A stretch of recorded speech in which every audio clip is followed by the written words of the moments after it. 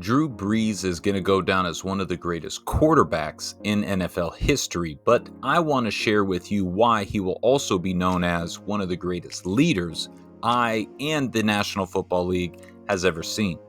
This is depicted by a journal entry I wrote back in 2014 when I had already left the Saints, my 4 years with the team and around Drew, and was reflecting on his greatness.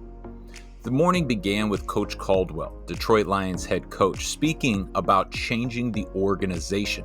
He wanted it to be different than the Detroit Lions of the past and to truly be a new place. Well, as we know, to change anything, you gotta start changing things. And that meant we're gonna change where the team was gonna warm up, which bench the offense and the defense sat on the sidelines, and even a lot of the posters and images around the building. But then he made a quote. He said, "The greats are able to compete against themselves." This is what reminded me of Drew Brees. How do you capture someone's presence in words? Someone like Drew, who stands maybe at 5'10", but is a massive presence and is one of the greatest leaders one could hope to build. If you did not know, leaders are made. They are not born. When did Drew Brees become the leader that is so respected? Maybe it was back in high school when he was a star but still got snubbed by his home state teams of Texas, getting an opportunity to go play at Purdue. To be totally honest, I don't know where Purdue is, but I know it's not in Texas. So maybe it was when he got snubbed out of being a first-round draft pick despite leading a subpar Purdue program to the Rose Bowl. Maybe it was when he stood only 5'10" tall and was able to see over the giant linemen to throw for unprecedented yardage week in and week out. We still applaud a quarterback who gets 200, 250 yards passing. Drew averaged over 300 yards.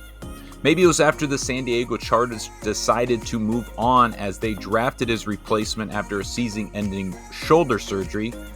That really showed, not just to him, but to everybody, this is just a business. Good news is another team wanted him, New Orleans was welcoming, and it turned out to be all right.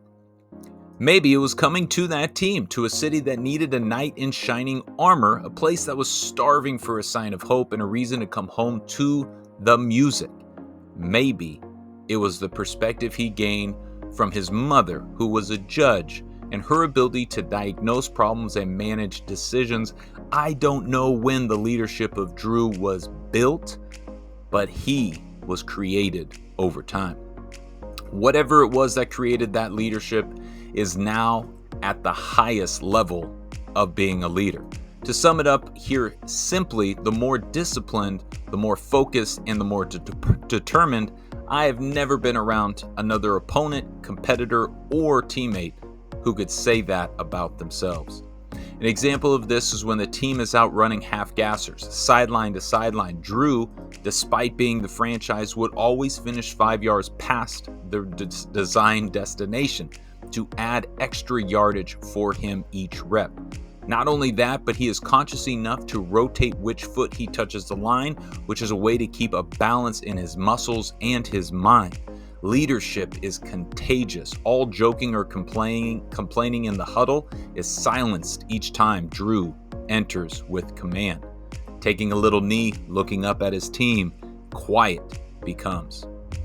Each time he walks off the practice field, and I mean every day, he taps both feet just before the out-of-bounds line, looking over his shoulder as if he was throwing and catching a catch in the end zone for a touchdown. This man has the mental toughness to be locked in every rep of every day. The monotony can get to even the strongest of minds. Each practice, he will take dozens of snaps, and it doesn't matter if it's 7-on-7, team drill, or running a route, he will still finish his progression as if aiming a rifle made out of his hands to his second, third, and fourth reads. He did this every rep of every practice. A leader understands how to handle the ups and the downs and everything in between. Drew would always take half the credit and twice the blame. It did not matter if the wide receiver ran the wrong route, the offensive lineman gave up pressure, or the defense allowed 40 points. When it came to criticism after a loss, he always told the media to look at number 9. When we score 40 points and set records by throwing the ball, he will give a shout out to a no-name fullback for having a good game. Twice the blame, half the credit. This also reminds me of just rookie survival tips. You want to make it in the NFL? Have the mindset of a leader. Take half the credit and twice the blame. Hard to do for a young player. On game day, his process, his regimen, down to the minute, was leadership. And a great example of the routine starts with a text to his wife before sitting down to a pregame meal that did not change in a decade. The discipline in his diet at every meal or snack, but humanity wins out Friday mornings as he allows himself 2 Dunkin' Donuts. Be careful of getting in the car with Drew on the way to the arena week 1, because whoever starts the season going to the game with him will do so each week at the exact same time. This is typically the other quarterback, guys like Chase Daniel, all different people, but get in there week 1, you're in there through the season. What time does he get stretched? What time does he go onto the field?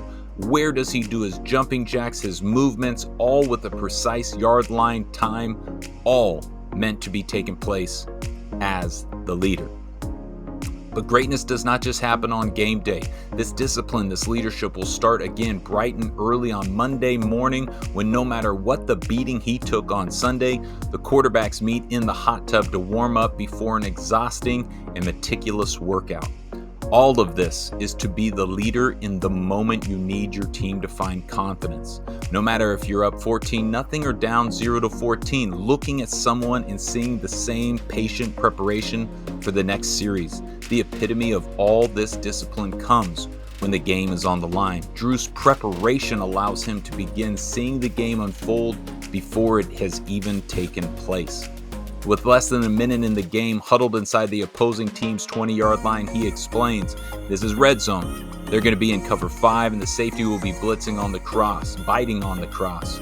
Colson, who's playing the X receiver, stay wide and expect the ball on the right hash about the 12-yard line. Pierre, who is at running back, if the nickel doesn't move with the motion, be ready for him to come fire off the edge." What do you know, but a few seconds later, the safety is only a step out of position, but the ball is caught exactly on that hash at that line of scrimmage. Win one broken tackle, and we take the lead. To wrap up just why Drew was a special leader. After the season, he will allow himself some drinks and some fun, but out at Rockin' Sake Sushi, his leadership continues as he lines up the group of players, along with some of the waiting staff, to take sake bombs. Leadership is contagious.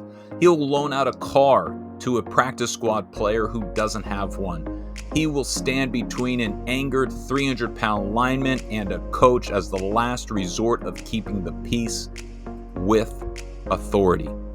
In his locker is a list of the top quarterbacks in the game, one he does not put himself on just yet, and next to it is a cutout of the wooden pyramid principles of success, where he will have a thought, an idea, review the attributes, walk to a meeting with one goal in mind, become the number one guy on the list in his locker.